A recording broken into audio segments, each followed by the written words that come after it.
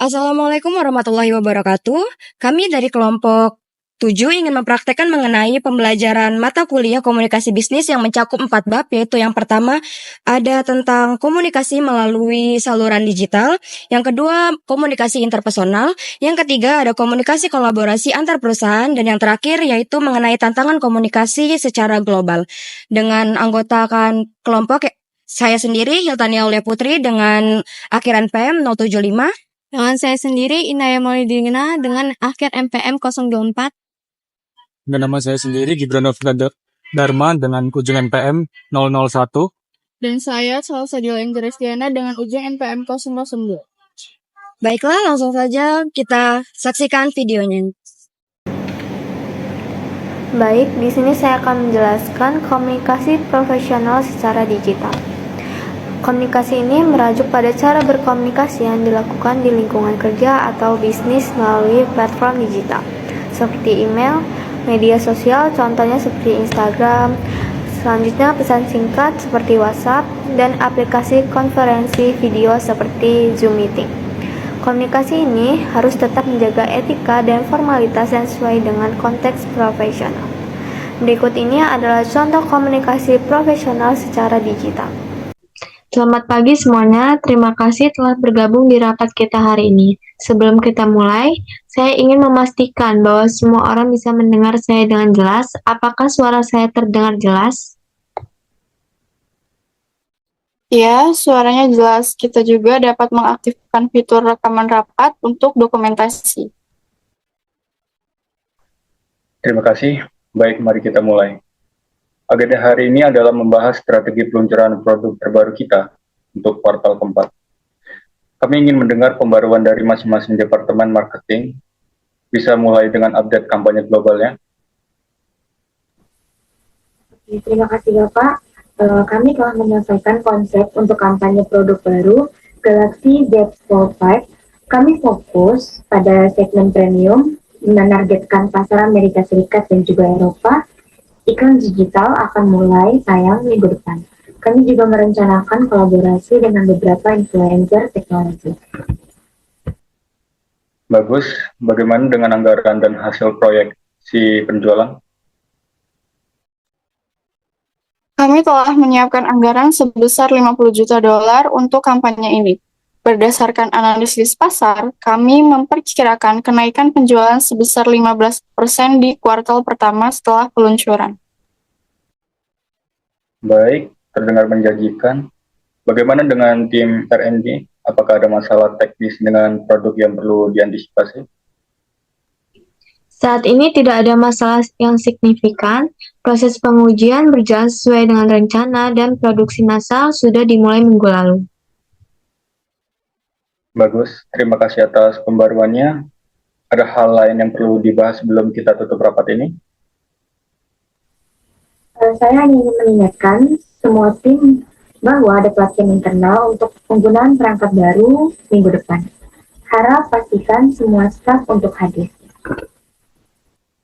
Terima kasih atas pengingatnya. Jika tidak ada hal lain, saya rasa kita bisa menyelesaikan rapat hari ini. Terima kasih atas partisipasi semua orang. Jangan lupa untuk mengecek email nanti untuk ringkasan rapat. Terima kasih semuanya, rapat selesai. Sampai jumpa di pertemuan berikutnya.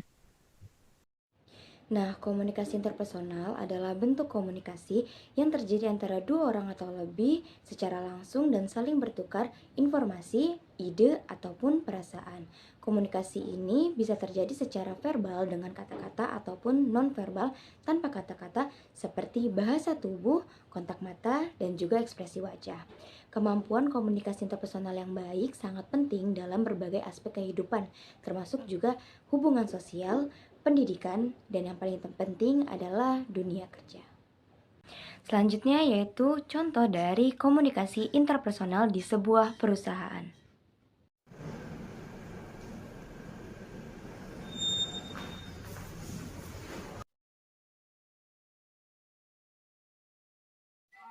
Tadinya gimana penceritaan budget marketing baru?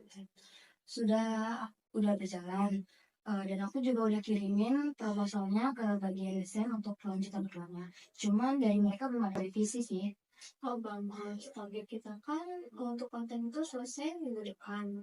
Kalau revisi itu udah selesai, kita bisa kelar nggak ya? Seharusnya sih enggak ya, cuman aku juga khawatir kalau misalkan mereka kerja di detik terakhir. Mungkin kita harus segera mengingatkan mereka lagi untuk segera respon. Oke, hari ini aku bakal ke mereka untuk budget iklannya. Apakah udah disetujui oleh pihak keuangan? Belum semua sih, cuma sebagian besar sudah. Mungkin ada beberapa file yang perlu penyesuaian. Mungkin besok aku akan koordinasi dengan Pak Gibran. Oke, kalau hasilnya udah selesai, kasih tau aku ya. Jangan sampai kita kehabisan waktu buat eksekusi. Oke, secepatnya aku akan bilang ke kamu. Oke, terima kasih.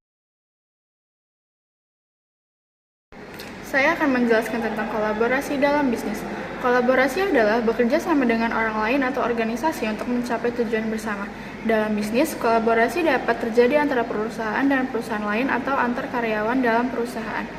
Etika bisnis adalah prinsip dan nilai moral yang mengatur bagaimana bisnis harus dijalankan. Ini mencakup cara perusahaan memperlakukan karyawan, pelanggan, lingkungan, dan masyarakat. Kolaborasi yang baik dan etika bisnis yang kuat adalah kunci untuk membangun reputasi dan kesuksesan jangka panjang dalam dunia bisnis. Berikut ini contoh komunikasi kolaborasi antar perusahaan. Selamat datang Ibu, selamat datang, silakan duduk. Oke, terima kasih untuk Ibu sudah datang ke perusahaan kami. Kita akan membahas mengenai kolaborasi edisi terbaru Samsung Galaxy bertemakan BTS. Bagaimana menurut pendapat kalian? Terima kasih telah mengundang kami di sini. Ide ini sangat menarik. Kami ingin selalu memberikan yang spesial untuk Ami. Jadi dengan edisi ini mungkin cara yang bagus. Oke, saya setuju, apalagi kalau ada fitur khusus yang melibatkan ARMY, seperti konten eksklusif atau desain yang terinspirasi dari lagu-lagu kami. Oke, kami setuju. Kami akan membuat edisi khusus BTS eksklusif seperti video, wallpaper, dan juga musiknya. Produk ini akan menjadi produk yang unik dan juga bermakna. Edisi ini sangat berkesan. Ami pasti sangat menyukainya. Baiklah, kalau begitu kami akan segera memulainya. Kolaborasi ini akan sukses besar. Baiklah, saya terima kolaborasi ini. Senang bekerja sama dengan Anda. Terima kasih. Baik. Mari. Oke, selanjutnya adalah tentang tantangan komunikasi bisnis di era global. Tentu saja, di era global, kita memiliki beberapa tantangan yang sering kita hadapi. Seperti contoh, pertama, perbedaan budaya, kedua, bahasa dan terjemahan, ketiga, zona waktu, keempat, teknologi dan infrastruktur komunikasi, dan yang terakhir, kelima, adalah komunikasi nonverbal. Untuk mengatasi tantangan-tantangan ini, memerlukan pemahaman budaya yang baik, adaptabilitas, serta pemanfaatan teknologi yang tepat dalam menyelaraskan komunikasi bisnis global. Dengan ini, mari kita lihat salah satu contoh tantangan komunikasi secara global. Good afternoon, Ms. Elsa and Ms. Inaya. Thank you for meeting with us today. Good afternoon, Ms. Tania. We are excited about this opportunity to collaborate with Samsung. Yes, we believe our AI technology will perfectly complement Samsung's innovative product. We're also looking forward to integrating your AI system into our business. Can you tell us more about how your technology can enhance user experience? Certainly, our AI can optimize user interaction by learning their preference, making devices smarter and more personalized.